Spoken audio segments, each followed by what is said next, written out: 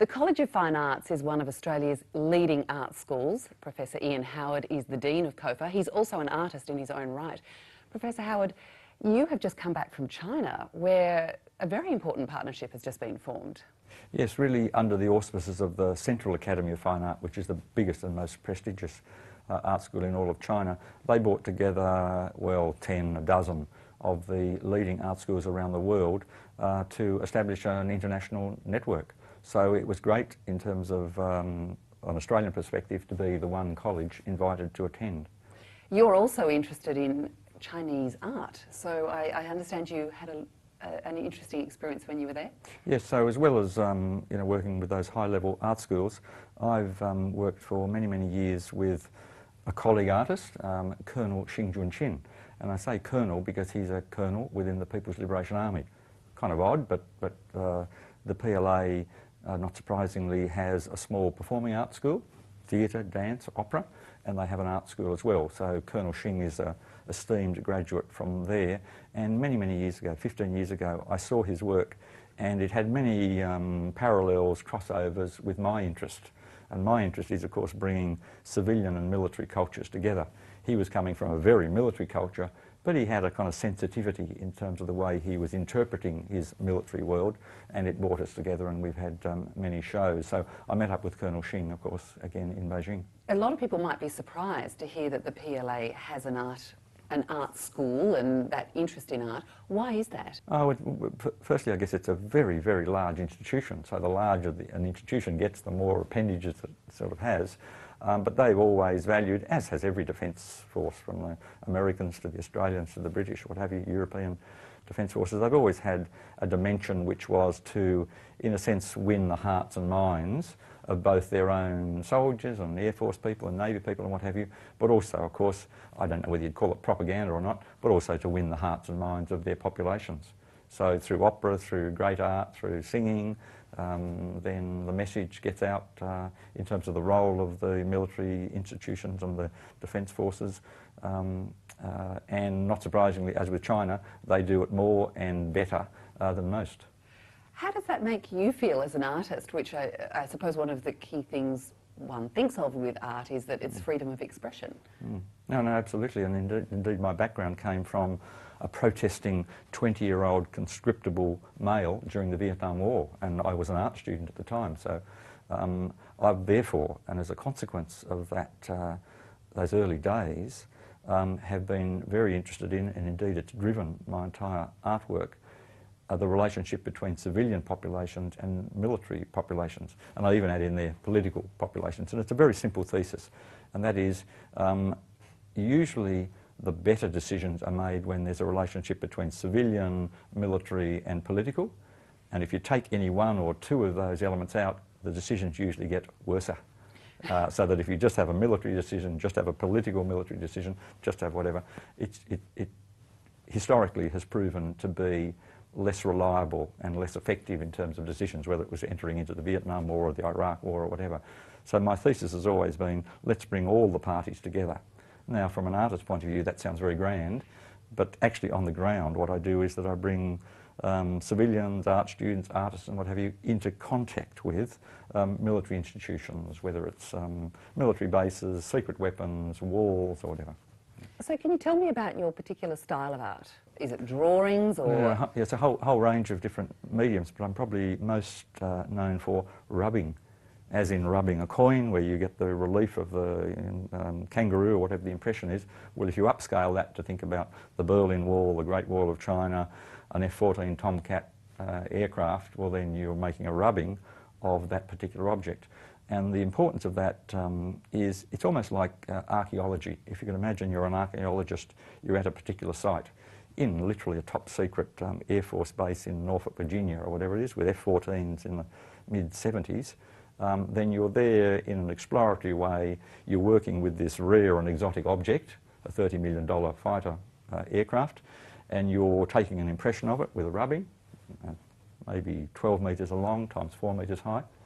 You bring art students in, the military are intrigued, sometimes hostile. What are you doing here? You must be spies. The students are intrigued. We live in this community, but we've never been in this base before. So it brings those parties together to kind of greater understanding. It's reported in the press, what have you, that sort of thing happens. But then you actually take the object, not unlike an archaeologist, take it back into a cultural setting, hundreds of miles away, thousands of miles away on another continent, and then exhibit it in a gallery. Then another audience comes in and says, well, what's this about? Where did this object come from? Is it really that big? Whoa. And the reason we're looking at this impression and this image is only because the paper that I can see and feel was on the real object, however many thousands of miles away, in whatever exotic military setting it was in. Where does this interest in borders and fences come from? There's a certain natural freedom reality, and I talk about this in political science conferences, where the nature of the world is that there's kind of freedom of movement. That's how flora and fauna and the human species have migrated around the world. And really it's mostly a human invention to say, no, in fact there's, we're going to put borders up, we're going to put a wall, a fence, a demarcation, this is a nation, that's a state, whatever, whatever. So that freedom reality really kind of interests me, and it was first brought to my attention as a high school student in Sydney with the advent of the Berlin Wall. I think it was our history teacher who came in one day and said, you know, boys, this is a significant development in the history of the world. There's a wall being built around Berlin and all the consequences of that. So that idea of how you have a kind of natural state where there's commonality and then you put a wall down it, and it doesn't just separate the two natural states, it then very rapidly exaggerates the difference, if there ever was a difference, between those two sites.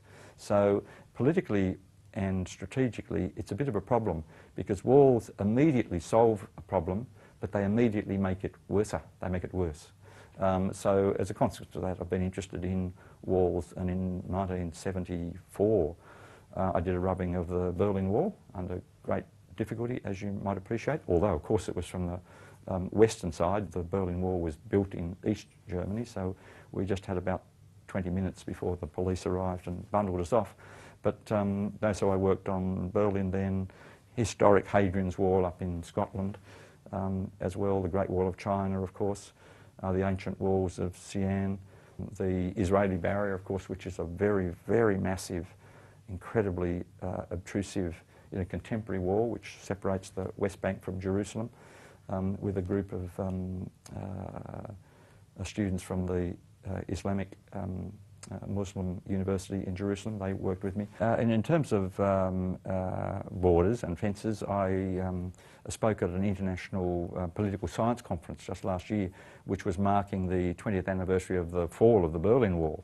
And you might have thought, well, wars are over and this is a great time. But in fact, they're increasing around the world at a kind of exponential rate. If you think about the Mexican-US border, if you think of all the migratory borders out of Africa into Europe, it's in fact a boom. Unfortunately, it's a boom industry. So there's lots of political scientists, of course, interested in this, and not surprisingly, that particular community are intrigued by why an artist would be interested as well. Now, I know you exhibit regularly. Have you exhibited on Australia's involvement in the Afghanistan and Iraq wars? No, not Afghanistan and Iraq. I'm actually just about to do a work on the Pakistan-Indian border, but one country and indeed conflict situation of my recent exhibition here in Sydney was called North Korea War with Flowers.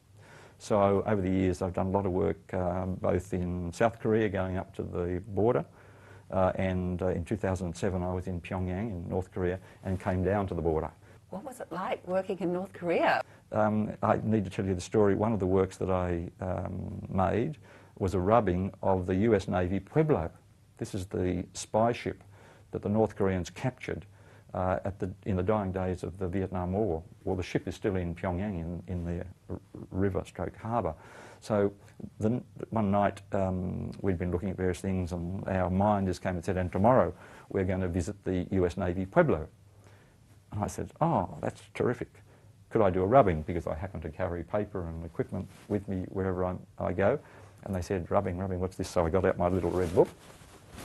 I haven't got the drawing in this one, but it was an early one, and I did a little rubbing with a North Korean coin under it and said, this is rubbing, could I do this? And they said, no, no, no, no, no, it's not part of the plan, it's not part of the itinerary, this couldn't happen. And I pressed a little bit further, and Charles Firth was saying, oh, he does these things, and Meredith Bergman said, oh, he's a famous artist. And they said, Professor Howard, you must learn to take the highs with the lows. Okay. So the next morning when we were to go out to do the work, I did have my roll of material with my cameras in my bag. And we turned up, and I'm now answering your question, what's it like in North Korea? So we turned up at the quayside with the ship, and he was clearly a retired admiral who was looking after this particular US Navy Pueblo, a great prize for the North Koreans. They show it as the proof that the Americans are were spying and continue to spy and continue to terrorise them. But he was a kind of tall, thinnish looking guy, kind of like me, and he looked quite reasonable. So I said to the minders, oh look, I did bring my paper, ask him whether I could do the rubbing. And they said, Professor, and they said, no, just ask him. So they scurried up the gangplank, a bit of chattering and whatever. They scurried back down again, and they said, he said, how long will it take? I said, 10 minutes. Scurried back up the gangplank, came back down again. He said, okay. So we went on. I taped it up on the funnel, 2 metres of whatever paper by about a metre high. And as soon as I got into it, he's standing back looking at it. He said, can I have the crayon? So he takes the crayon, gets into it, da-da-da-da-da. More crew come up. What's the Admiral doing? Oh, he's doing a rubbing. So he then starts to show the other crew members how this is done and whatever. So underneath or above all of this, human nature and personality and whatever survive. So there you go. Fascinating stuff. Thank you so much, Professor Howard. Good, thank you.